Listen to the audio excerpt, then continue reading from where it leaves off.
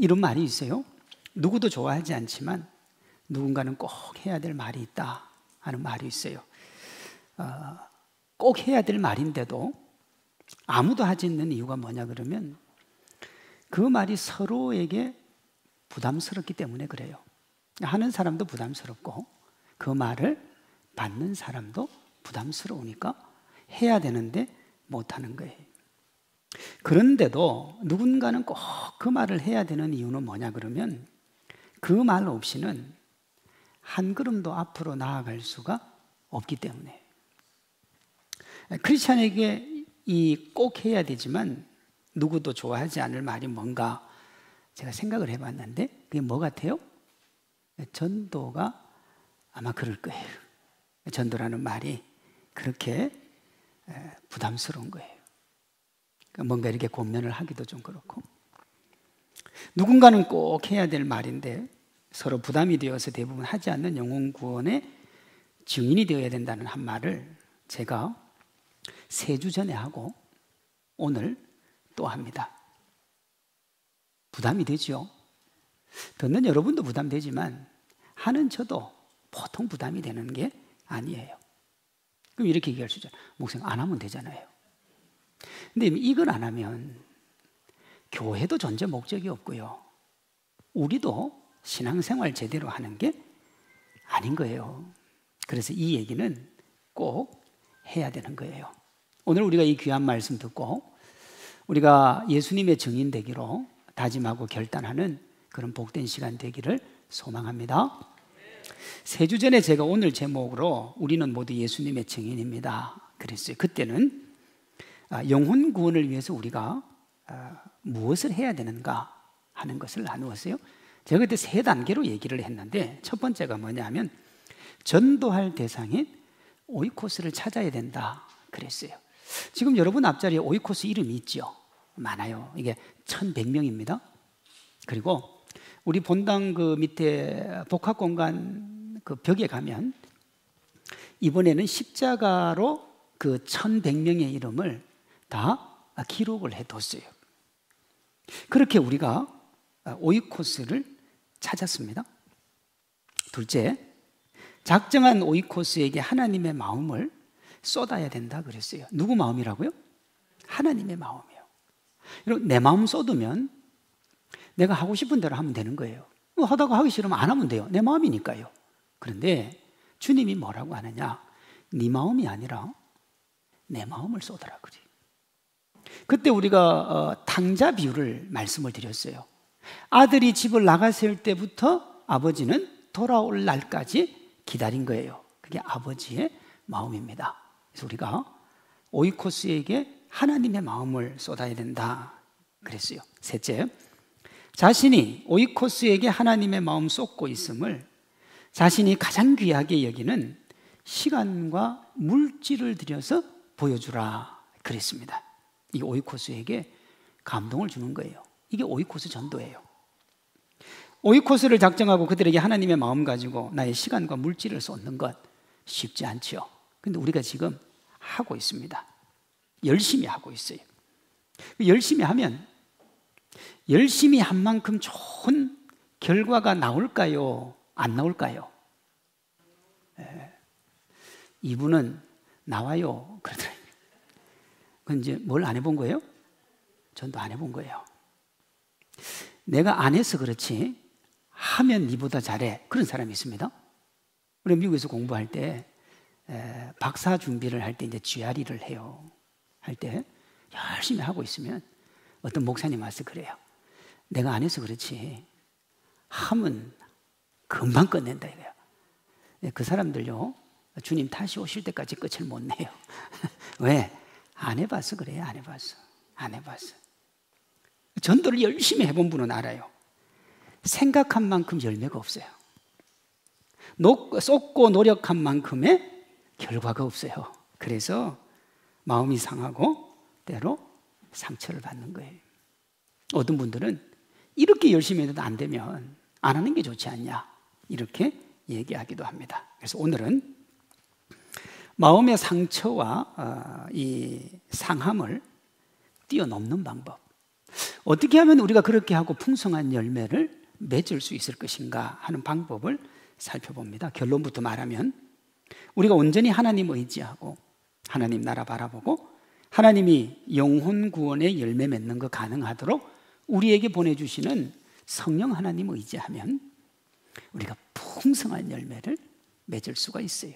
오늘 본문이 이 얘기예요. 1에서 5절에 예수님이 하나님 나라의 일에 대해서 말씀을 하세요. 예수님이 이제 부활하시고 승천하기 전까지 10일 동안 제자들과 있으면서 하나님 나라에 대한 일에 대해서 이야기를 하셨다고요. 그러면서 우리가 증인의 삶을 살도록 도우시는 내가 성령님을 보내줄 테니까 너희가 그 성령을 기다리라 그래요. 이 말씀의 의미가 뭐냐 하면 예수님이 보내주시는 성령님께 붙잡혀서 예수님이 하시던 하나님 나라 일을 너희가 어떻게 하라는 거예요? 계속 하라는 거예요. 계속. 너희가 해야 될 게 뭐라는 거예요? 하나님 나라의 일이라는 거예요. 그런데요, 사도들과 제자들로 구성된 120명이 하나님 나라 얘기 대신에 자기 나라 얘기를 해요. 6절입니다. 그들이 모였을 때 예수께 여쭈어 이르되 주께서 이스라엘 나라를 회복하심이 이때니까. 하나님이 어느 나라 일을 하라 그랬어요? 하나님 나라 일을 하라 그랬어요. 근데 이 사람들은 어느 나라에 관심이 있어요? 이스라엘. 자기 나라 일에 관심이 있는 거예요. 그들이 이렇게 질문한 이유는 이것이 그들의 최고의 관심사였기 때문에 그렇습니다. BC 586년에 남유다가 멸망을 해요. 그리고 그때로부터 예수님 오실 때까지를 뭐라 그러냐면 신구야 중간사라 그래요. 하나님의 말씀이 사라져요. 그때 이스라엘 백성들이 가졌던 최고의 꿈과 소망이 뭐냐 그러면 우리가 언제 회복될 것인가, 그리고 이 나라를 회복시킬 메시아가 언제 올 것인가. 그게 이들의 최고의 관심사였습니다. 가룟 유다를 열심당원이라 그래요. 열심당원이 뭐냐 그러면 이스라엘의 회복을 극단적으로 추구하는 사람들입니다. 그래서 가룟 유다가요, 예수님이 메시아인 줄 따라다니다가 아무리 봐도 그 사람이 아니고 십자가에 못 박혀 죽으니까 어떻게 해요? 은 30냥을 받고 팔아서라도 자기가 다시 이 혁명운동을 해야 되겠다, 그렇게 마음을 먹은 거예요. 이 600년 동안 크고 작은 국권 회복의 노력이 있었지만 번번이 실패를 했고요. 그나마 마카비 왕조가 제일 좋았는데 그것도 실패하면서 누가 드러나느냐 그러면 로마가요, 지중해의 최강대국으로 부상을 해요.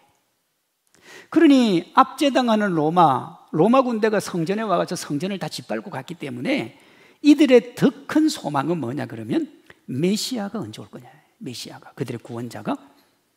그리고 자신들이 보니까 이제 예수님이 부활을 했잖아요. 그리고 영원한 왕이란 말이에요. 사람으로서는 도저히 할 수 없는 걸 예수님이 하시더라는 거예요. 자기들이 죽는 걸 봤는데, 무덤에 넣어놓은 걸 봤는데 주님이 나와 살아서 역사하시는 거예요. 그래서 어떻게 해요? 이 예수님이 참으로 메시아고 이제 이스라엘 나라를 회복할 때가 된 것이 아닌가. 그래서 물어본 거예요. 이런 그들의 질문에 예수님이 이렇게 대답을 하세요. 7절입니다. 이르시되 때와 시기는 아버지께서 자기 권한에 두셨으니 너희가 알 바 아니오. 두 가지를 봐야 돼요. 때와 시기는 아버지께서 자기 권한에 두셨어요. 자, 이때가 AD 한 30년 아닙니까? 그리고 이스라엘 나라가 언제 회복이 되느냐 그러면 1945년에 이스라엘 나라가 서요. 그러니 이스라엘 나라가 회복할 때는 이때로부터 몇 년 뒤입니까? 최소한 1920년 뒤에 일어날 얘기예요. 첫째는 그래요. 그러니까 이때가 아니라는 거예요. 또 하나는 뭐냐 그러면 예수님이 너희가 알 바가 아니요 그래. 자, 제가 여쭤볼게요. 여러분 자녀가 잘 되고 가정이 좀 잘 되고 행복한 삶을 살고 또 남편이 승진을 하고 또 아내도 또 승진을 하고, 이게 누가 관심을 기울여야 될 겁니까? 여러분은 관심 안 기울여도 됩니까? 다른 사람이 기울여야 됩니까? 여러분, 내 가정이 잘 되고 내 가정이 행복하고 내 가정이 은혜로운 거는 내가 관심을 기울여야 될 거예요. 그럼 이 사람들이 이스라엘 사람들이고 우리나라도 일제 36년 그 고통 가운데 있을 때 모든 국민들이 일어섰고 유관순은 그 어린 나이에 했기 때문에 우리나라에서 너무너무 귀하게 보잖아요. 그러니 그들이 관심을 기울여야 될 거고 그들이 반드시 알아야 될 건데 주님이 뭐라고 그러냐면 그것은 너희가 뭐예요? 알 바 아니고. 너희들은 그런 데 관심을 기울이면 안 된다는 거예요. 그럼 도대체 이들이 해야 될 게 뭐예요? 그리고 이어지는 8절이에요. 오직 성령이 너희에게 임하시면 너희가 권능을 받고 예루살렘과 온 유대와 사마리아와 땅끝까지를 내 증인이 되리라. 그럼 너희의 관심사는 뭐여야 된다는 거예요? 증인 되는 거예요. 그럼 이 증인을 다른 말로 하면 뭐냐 그러면 복음에 미친 사람. 왜 미쳤느냐 그러면 이 증인이라는 말에서 뭐가 나왔다고요? 순교자라는 말이다. 그러니까 거기에 전부를 쏟는 사람. 그러니까 너희가 관심을 기울여야 될 거는 너희가 이 세상 살아가면서 네가 원하는 게 아니고 내가 원하는 영혼 구원의 삶에 너희가 모든 걸 쏟아야 되는 것. 거기에 관심을 가져야 된다 이거예요. 우리가 관심 있고 우리가 알아야 될 것은 알 바가 아니라고 하시고 우리가 그렇게 관심을 기울이기를 원하지 않는 영혼 구원으로 되면 되는 증인의 삶에 대해서 우리에게 알아야 된다고 말씀하시는 예수님은 이 말씀을 통해서 우리가 세상의 것을 붙잡는 인생이 아니라 하나님께 붙잡힌 인생 살기를 원하는 거예요. 자, 다시요. 우리가 세상의 것을 붙잡는 인생이 아니라 하나님께 붙들린 인생을 살라는 거예요. 보십시오. 여러분, 우리가 인생을 살아가면서 힘들고 어렵고 고단하고 아픈 이유가 뭐냐 그러면 뭔가를 붙잡고 있어서 그래요. 그거 놓으면 힘든 게 없어요. 예를 들어서 내가 내 분에 넘치는 부를 얻으려고 노력을 안 하면 그것 때문에 그렇게 힘들 일이 없어요. 내가 내 분에 넘치는 권력을 잡지 않으려고 하면 그것 때문에 그렇게 힘들 일이 없어요.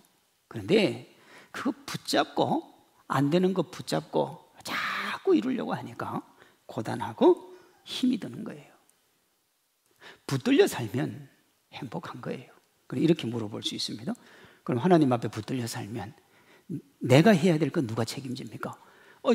내 거는 네가 알 바가 아니라고 그랬고 나는 주님을 위해 살면 그럼 내 건 누가 해주냐? 예? 속된 말로 소는 누가 키우냐고요. 소는. 예수님이 마태복음 6장 31절에서 이렇게 말씀하세요. 염려하여 이르기를 무엇을 먹을까 무엇을 입을까 무엇을 마실까 하지 말라. 이는 다 이방인들이 구하는 것이라 너희 하늘 아버지께서 이 모든 것이 너희에게 있어야 할 줄을 아시느니라. 그런즉 너희는 먼저 그의 나라와 의를 구하라. 그리하면 이 모든 것을 너희에게 더하여 주시리라. 제가 이 말씀을 정말 우리 교회 와서 수도 끝도 없이 어마어마하게 말씀을 드렸어요. 어마어마하게. 먹고 입고 마시는 거는 누가 책임진다고요? 하나님. 그건 이방인들이 구하는 거지 내 자식이 염려할 건 아니라 이거예요. 너희가 먼저 그의 나라와 그의 의를 구하면 오늘 본문으로 하면 증인의 삶을 살고 내 일을 너희가 전심전력하면 네 일은 누가 책임지겠다는 거예요? 내가 책임지겠다는 거예요. 네 일은 내가 책임지겠다는 거예요. 여러분들 자녀들이 있잖아요. 저도 자녀가 있는데요. 만약에 제가 우리 자녀한테 우리 공부하는 학생이니까 얘야 네 공부 열심히 해라. 네 공부 열심히 하면 다른 건 내가 어떻게든 내가 너를 도와줄게 얘기를 했어요. 그런데 애가 공부는 안 하고 자꾸 거실에 나와가지고 아빠 내가 내일 돈이 필요한데 오늘 저녁에 가서 아르바이트를 해야 돈이 생길 것 같은데 어떻게 해야 되겠어요? 그러니까 야 그 돈 내가 챙겨줄 테니까 네 가서 공부해라. 들어갔어요. 그래서 한참 있다 또 나와가지고 아빠 내가 암만 생각해도 그건 아닌 것 같아. 내가 옆에 뭐 카페 가서 아르바이트라도 좀 하고 올까? 그리고 예를 들어서 실제 뭐 공부 안 하고 막 그 다음날 학교도 안 가고 가가지고 아르바이트 해가지고 돈을 막 한 3만 원 정도 벌어와가지고 행복에 뛰어날뛰면 그 애비 마음이 어떻겠어요? 야, 우리 아들 멋지다. 어떻게 저렇게 돈을 벌어왔을까? 내가 행복하다. 그럴까요? 머리가 아플까요? 머리가 아파요. 하지 마라 그랬잖아요. 내가 네 삶을 책임져 줄 테니까 너는 공부만 하라 그래. 자, 이걸 다시 여기로 가지고 와보세요. 무엇을 먹을까, 무엇을 입을까, 무엇을 마실까 염려하지 마라. 그건 다 이방인들이 구하는 것이니까 너는 먼저 그의 나라와 그의 의를 구하라. 그러면 내가 다 책임질게. 그런데 하나님 앞에 와서 올 때마다 하나님 이거 먹을 거 주세요, 이거 마실 거 주세요, 이거 입을 거 주세요. 매일 그 소리만 하고 있어요. 주님이 얘야 그러지 마라. 내가 네 인생 책임질 때 내가 영혼 구원해라. 아유, 하나님 영혼 구원은 두 번째 문제고 먹고 입고 마시는 게 중요하니까 먹고 입고 마시는 걸 주세요. 내가 그러면 영혼 구원 할게요. 그러면 하나님이 머리가 아플까요? 안 아플까요? 다시요. 하나님 머리 아플까요? 안 아플까요? 자, 이제 여러분한테 여쭤볼게요. 여러분 하나님 머리 아프게 하세요? 안 아프게 하세요? 우리나라 사람의 기도의 8, 90%는 먹고 입고 마시는 기도입니다. 그러니 하나님 머리가 너무 아픈 거예요. 구하지 말라고 그랬는데 하나님이 책임져 주신다는데 믿으시기를 바랍니다. 문제는 이 믿음이 없는 거예요. 문제는. 그렇죠? 아멘은 되는데 문짝 나갈 때 되면 노멘이에요. 그래갖고는 해결이 안 돼요. 그러니 어떻게 해요? 그것도 싸매고 사는 거예요. 왜 이렇게 안 되냐? 우리 본질이 그래요. 로마서 3장 10절에 의인은 없나니 하나도 없다 그랬잖아요. 사도 바울은 자기를 죄인의 괴수라 그랬어요. 목구멍은 열린 무덤이고 여러분 혀로는 악독을 일삼고 그게 우리 본질이에요. 그래서 안 돼요. 주님도 알아요. 아무리 우리가 주님께 맡기고 싶어도 맡길 수 없다는 걸 알아요. 그러니까 하나님이 어떻게 해요? 하나님이 붙들지 못하는 인생 붙들어서 데리고 가시려고 누굴 보내주시는 거예요? 성령님을 보내주시는 거예요. 그제서야 우리가 주님의 거룩한 일을 하면서 살 수가 있는 거예요. 이것이 우리가 하나님 나라 증인이 되어서 하나님께 붙들려 성령의 인도를 받는 삶인 거예요. 오늘 본문입니다. 먼저 성령님께 붙들리는 거예요.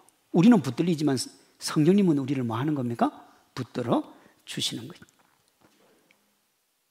우리가 하나님한테 붙들려야만 하나님의 일을 할 수가 있어요.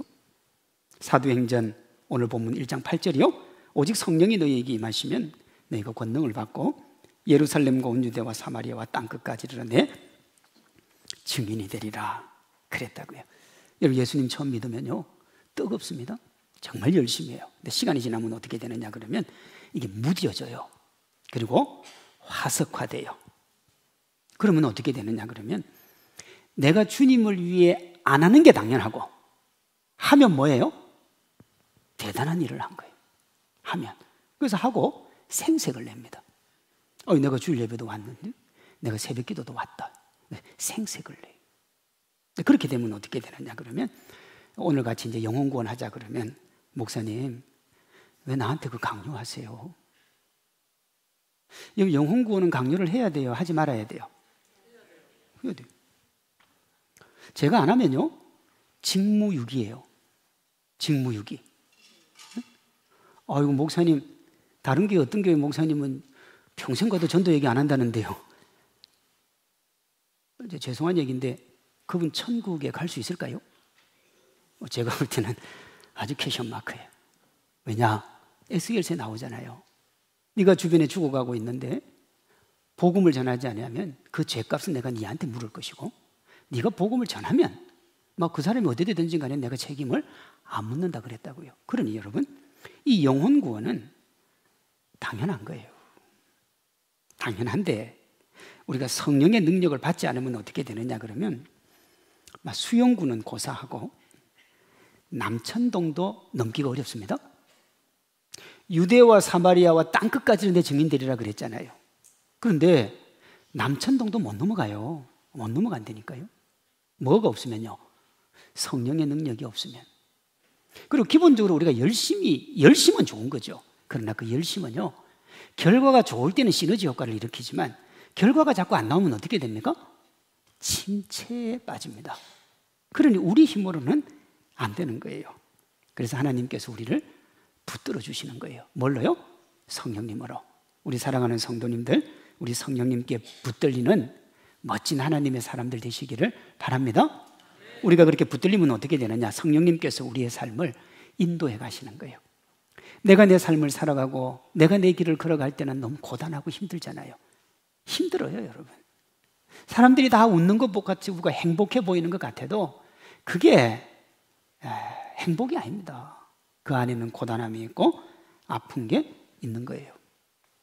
그러나 우리가 주님을 받아들이고 주님께 붙들리면 그때부터는 주님이 우리의 삶을 이끌어가고 우리의 삶이 주님으로 인해 행복하고 기쁨이 넘치게 될 줄로 믿습니다. 하나님은 우리가 엉뚱한 길로 가지 않기를 원하시고요, 엉뚱한 길로 갈 때 우리를 막아 하나님 앞으로 돌아오게 해 주시는 거예요. 어떤 분은요, 우리가 살아가는 이 인생길을 이렇게 얘기했어요. 어디서 왔으며 어디로 가는지 잊어버린 낯선 땅에 사는 이방인 같다. 그 길을 잃어버린 거예요. 그 길을 잃어버리니까 어떻게 사느냐 그러면 그저 남들이 가는 데 따라가고 아니면 밀려서 살아가요. 밀려서.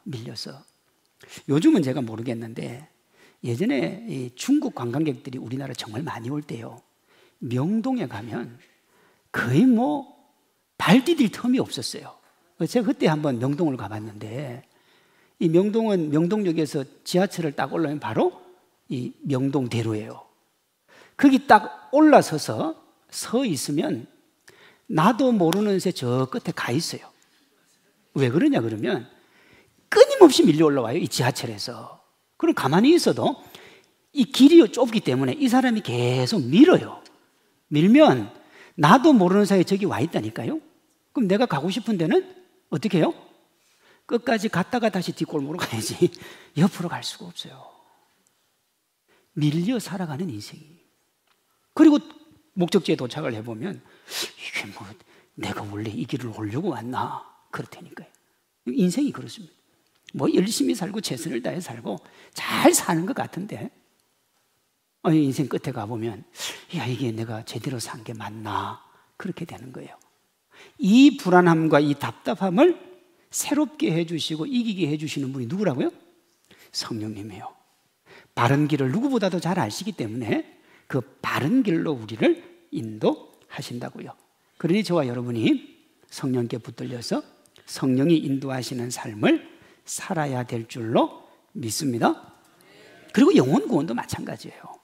내 힘으로 안 된다니까요. 내가 아무리 수고하고 노력하고 마음 가지고 애달픔 가지고 달려가도요, 예? 정말 밥 사줄 때 밥 잘 드시고 내가 꼭 가겠다, 선물 줄 때 선물 잘 받고 또 가겠다, 예? 내일인데 오늘 저녁에 전화해서 아이고 내가 내일 꼭 간다, 그리고 그날 아침에 전화해서 내가 오늘 꼭 갑니다, 그리고 마당에서 기다리고 있으면 문자 한 통 오죠. 오늘 내가 바빠서 못 갑니다. 맥이 탁 풀려버립니다.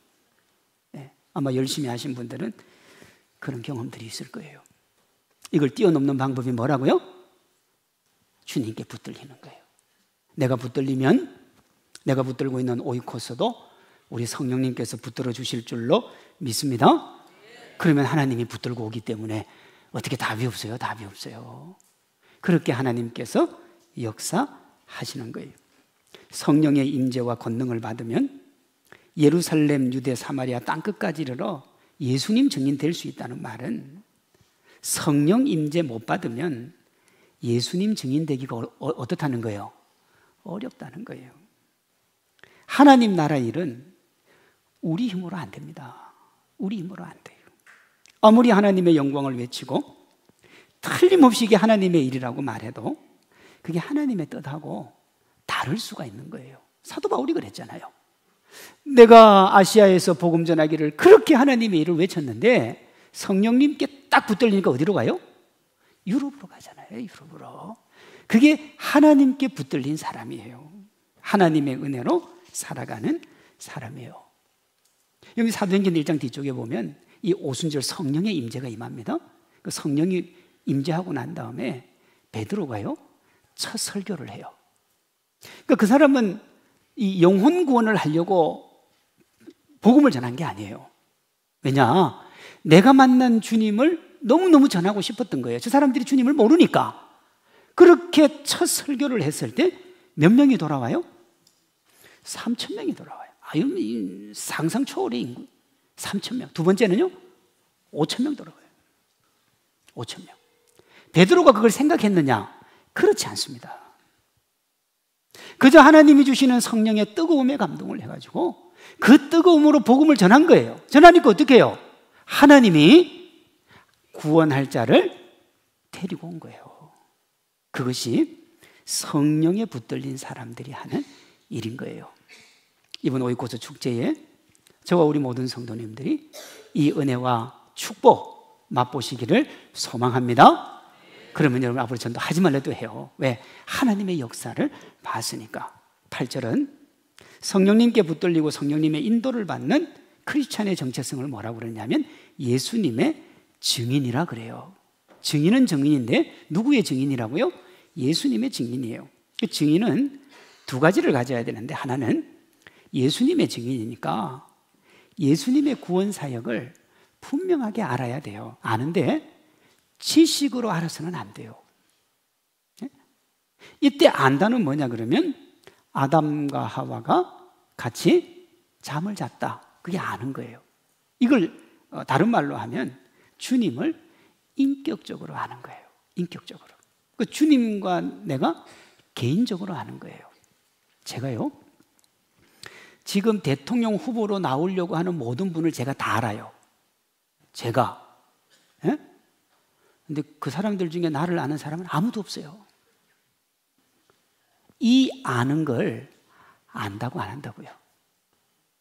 그러니까 저 사람이 무슨 얘기를 해도 저 사람이 말하고자 하는 심중의 의도까지 서로 아는 사람, 예수님을 안다 할 때는 그 정도를 아는 거예요. 그 정도를. 그러니까 하늘의 능력도 맛보고 그 정도 알려면 성령님께 붙들리지 않고는 주님을 알 수가 없어요. 또 하나는 예수님을 증거하는 삶을 살아야 돼요. 그게 예수님 아는 거예요. 내가 아는데 자랑을 안 해. 여러분 좋은 식당 가면 자랑합니까? 안 합니까? 안 합니까? 저는 해요. 네. 좋은 영화 보면 좋은 사람한테 자랑합니까? 안 합니까? 하잖아요. 내가 정말 너무너무 좋으신 주님을 알고 있는데 그리고 그분이 자랑을 그렇게 하라고 그랬는데 난 자랑을 안 해. 그건 주님을 안다고 보기가 어려운 거죠. 증인으로 번역된 헬라어 마르투레스 본문이거든요. 법적인 효력을 가지는 것을 증언하는 사람. 그러니까 내가 하는 말에 뭐가 있어요? 법적인 효력이 있어요. 엉뚱한 얘기는 하면 안 된다는 거예요. 엉뚱한 얘기는. 자기가 직접 본 것을 증언하는 사람이에요. 사도행전 4장 20절 베드로와 요한이 이렇게 얘기합니다. 우리가 보고 들은 것을 말하지 아니할 수 없다. 오늘 본문에 나오는 120명도 11절에 보면 주님을 봐요. 갈릴리 사람들아 어찌하여 서서 하늘을 쳐다보느냐? 너희 가운데서 하늘로 올려주신 이 예수는 하늘로 가심을 본 그대로 오시리라 그러잖아요. 다 봤어요, 주님을요. 보니까 어떻게 되느냐 그러면 거기에 목숨 걸고 사는 거예요. 그게 증인이에요. 그런데 1세기 당시에 베드로와 요한이 복음을 전해가지고 3,000명, 5,000명 그리고 허다한 사람들이 돌아오잖아요. 돌아와요. 돌아오니까 그때 예루살렘에 왔던 사람들 중에 디아스포라 유대인들이 많단 말이에요. 그러니까 예루살렘에 살던 사람도 많았지만 그 지중해 지역에 살던 사람들이 많았는데 와서 복음을 들으니까 너무 좋은 거예요. 그래서 돌아가지를 못했어요. 그러면 예루살렘 교회가 조직도 없고 아무것도 없었기 때문에 먹을 것이 필요했단 말이에요. 아마 베드로가 설교를 했겠죠. 여기 디아스포라 유대인들이 수천 명이 왔는데 먹을 것이 없습니다. 그 말을 듣고 자기가 가지고 있는 재산들을 다 내놓은 거예요. 그 중에 한 명이 누구냐 그러면 누굽니까? 삽비라. 네? 우리가 그 가정을 조금 좀 가볍게 대해요. 어떻게 재산을 팔아가지고 자기가 가질 수 있냐. 근데 여러분 그 삽비라 부부는 말입니다, 자기 재산을 다 팔아가지고 자기 걸 조금 남겨두고 한 거예요. 여러분 그렇게 할 수 있어요? 내 재산 다 팔아가지고 내 거 조금 남기고 하나님 앞에 드릴 수가 있냐? 우린 그것도 안 하잖아요. 그러니 아나니아와 삽비라는 여기 앉아있는 저를 비롯한 거의 대부분의 성도보다 신앙이 훨씬 좋은 거예요. 1세기 당시에는 다 그랬어요. 그러니까 아나니아 삽비라는 뭘 못 받았어요? 제가 볼 때 성경에는 없습니다만 성령 충만을 못 받은 거예요. 성령 충만 못 받은 정도가 그 정도였는 거예요. 그럼 성령 충만 받은 분들은 다 내놓은 거예요. 다 내놓은 거예요. 그 다 내놓으니까 어떻게 해요? 교회가 건강해졌고 그런 생명 공동체가 세워지고 나니까 복음의 확장은, 여러분 1세기 당시에 예수님을 믿으면 다 죽였다니까요. 내가 그리스도를 구주로 고백하는 순간 다 죽였어요. 그래서 나온 것이 물고기 모양의 익투스예요. 주는 그리스도에서 살아계신 그 표시를 보고 자기들끼리 비밀리에 모임도 가지고 해합돼, 그걸 만천하에 공개하는 순간 다 죽었어요. 그런데도 복음이 말입니다, 얼마나 힘있게 확장되어 갔는지 모릅니다. 무엇이 가능했느냐? 성령께서 붙들어 주시는 하나님의 능력이 그걸 가능하게 만든 거예요. 오늘 저와 여러분들이 이 하나님의 능력과 하나님의 은혜와 하나님의 축복을 경험하면 오늘도 이 역사가 일어나게 될 줄로 믿습니다. 그러려면 어떻게 해야 되느냐? 그럼 주님 말씀을 기억해야 돼요. 주님, 이스라엘 나라를 회복하심이 이때니까 뭐라고 그랬다고요? 너희 알 바가 아니고. 하나님, 내가 먹고 살아야 되는데요, 내 자녀가. 그건 네가 알 바 아니고 너는 하나님 나라에 충성해라. 그럼 이렇게 물어요. 하나님, 내게 힘이 없는데요, 능력이 없는데. 알아. 너한테 힘 없고 능력 없는 거 아니까 내가 성령 보내줄게. 그래서 우리가 한 주 동안 오이코스를 위한 릴레이 기도를 하는 거예요. 하나님의 능력을 덧입고 하나님의 힘으로 세상에 가서 복음을 전하면 하나님께서 여러분이 입고 먹고 마시는 것 책임져 주실 줄로 믿습니다. 이 믿음이에요. 이 믿음이에요. 이 믿음 가지고 우리가 앞으로 가는 거예요. 하나님께 맡기면 하나님이 여러분의 인생 책임져 주실 줄로 믿습니다. 네? 그렇게 주님께 맡기고 우리는 뭐 하자는 거예요? 영혼 구원에 힘을 쏟자는 거예요. 1100명의 영혼 하나님 앞으로 돌아와서 그들이 춤추며 찬양할 때 하나님이 그 모습 보시고 여러분의 수고에 칭찬하시고 여러분이 신경 못 써도 여러분의 삶을 우리 하나님이 붙들어 주실 줄로 믿습니다. 교회는 건물이 아닌 성도들의 모임이라 그랬어요. 이 교회를 오늘 본문의 말씀으로 바꾸면 증인들의 모임인 거예요. 증인들의 모임. 이렇게 보면요, 교회 존재 목적은 하나님 나라에 뭐가 되는 거예요? 증인이 되는 거예요.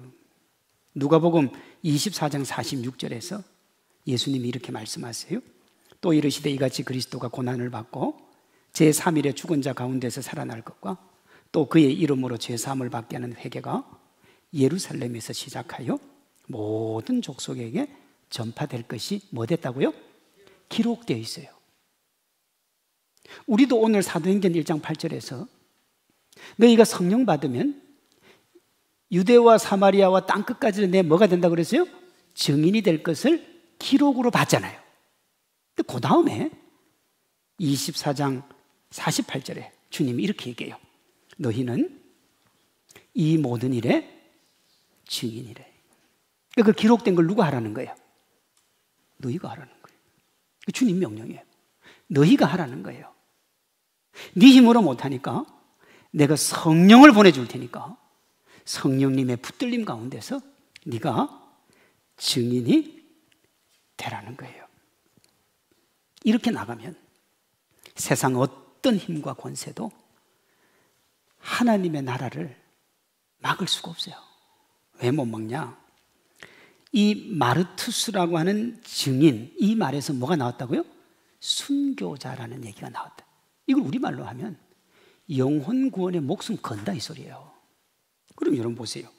제일 무서운 사람이 목숨 걸고 달려드는 사람입니다. 그건 감당이 안 돼요. 감당이 안 돼요. 교회가 뭐 하는 곳이냐 그러면 영혼 구원에 자기의 전 삶을 던지는 증인들이 모인 공동체, 그게 교회 공동체인 거예요. 교회 공동체예요. 우리가 그렇게 증인 공동체가 되면 남천동, 수영구, 부산, 대한민국 넘어서 땅끝까지 주의 복음 전하는 그리스도 예수의 좋은 군사인 증인들이 될 줄로 믿습니다. 주님은 오늘 우리에게 그런 멋진 하나님의 증인들이 되라고 하시는 거예요. 우리가 어떤 이유에서든지 간에 1100명의 오이코스를 작정을 했어요. 여러분 앞자리 보면 빽빽하게 붙어 있잖아요. 그 1100명의 영혼, 우리가 하나님께 붙들리고 성령의 인도를 받아서 나아가면 그들 모두를 구원하게 될 줄로 믿습니다. 내가 하는 게 아니니까 내 생각은 내려놓으시면 돼요. 주님의 뜻과 주님의 생각과 주님의 비전 가지면 그 놀라운 일들이 일어나게 될 줄로 믿습니다. 그러니 이번 우리 오이코스 축제에 우리가 힘을 다해서 달려가고 영혼 구원을 향해 우리의 모든 것을 쏟아서 하나님께 기쁨이 되고 또 하나님이 우리의 먹고 있고 마시는 것 책임져 주는 것, 그 은혜와 축복 차고 넘치게 누리는 복된 경험하는 성도님들 되시기를 주님의 이름으로 축원합니다.